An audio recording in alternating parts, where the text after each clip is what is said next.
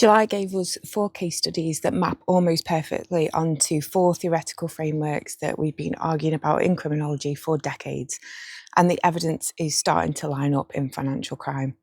So let me take you through them one at a time. The first one is situational crime prevention.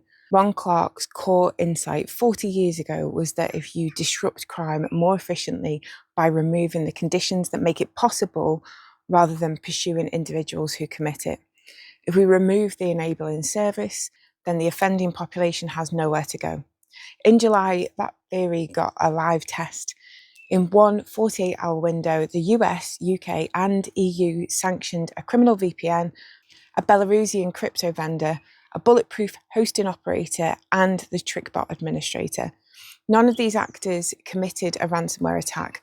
They sold the services that made it possible. Not only that, it made ransomware attacks scalable. A week later, German and Indonesian police took down Kratos, a phishing platform with 1,800 criminal customers. Enforcement targeting the maintenance layer, not the crime itself. This is Clarke's model at operational scale for the first time in real time.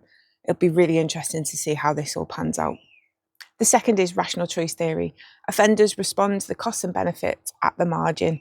The DOJ's largest ever crypto forfeiture, $225 million in USDT, was announced this month, alongside a case indicating that 2 operators who ran 45 shell companies with a dozen people. Rational choice tells us exactly why these ratios exist.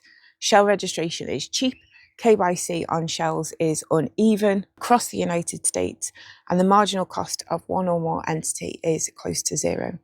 Record scale forfeiture downstream will not change that calculus. Company registry reform will. And this is what the theory has been telling us for over a decade. July is what it looks like when the enforcement side finally starts listening. Thirdly, in 1939, Edward Sutherland argued that white-collar norms are transmitted inside organisations. The firms which have normalised regulatory failure will keep producing it regardless of how you punish them afterwards. On the 21st of July, the OCC publicly denied Wise's application for a national trust bank charter, citing the persistent inability of proposed management to control money laundering risk. This is the first public rejection of a fintech bank charter bid after more than 24 approvals. This is Sutherland, 90 years later, being written into supervisory practice. You cannot fix a broken firm by giving it a bigger perimeter, so keep it out.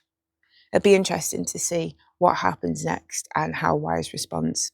And finally, the Cartwright showed in a game theoretical model of ransomware that these operations depend on victims believing the operator will honour a payment. Break that reputational architecture and the business collapses.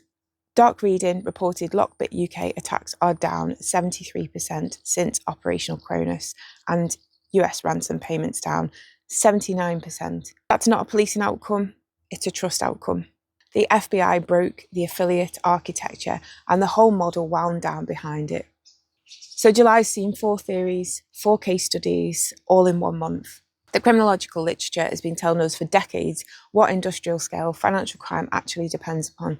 July was the month that enforcement started proving it.